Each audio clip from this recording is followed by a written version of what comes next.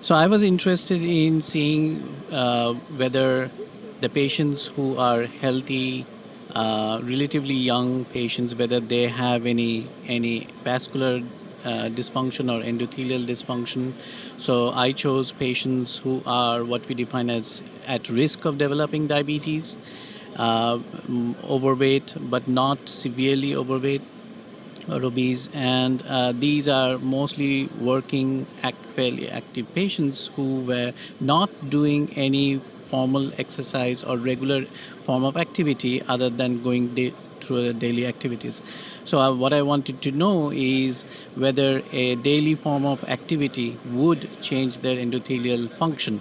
So I looked at three composite measures of endothelial function. I looked at their vessel wall reactivity. I looked at their bioinflammatory markers by a blood test, serum test, and I also looked at their blood-derived stem cells, which are supposed to be precursor of vascular endothelium, to see that whether those cells are damaged or has impaired function, and thereby would impair their repair if the endothelium is dysfunctional in these patients.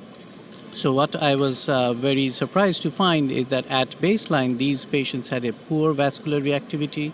They had some of the inflammatory markers was increased, and also their stem cell gene expression of some of the key endothelial genes like nitric oxide synthase was actually dysfunctional or had a reduced expression, which was rescued by 6 weeks of aerobic exercise. And they were doing exercise on their own modality, which was monitored by accelerometer and then brought back to do these three outcome measures. Were you surprised at the amount of dysfunction in pre-diabetic patients?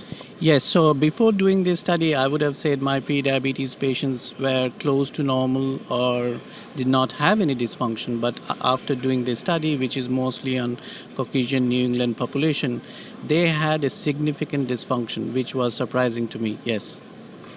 There would be kind of few.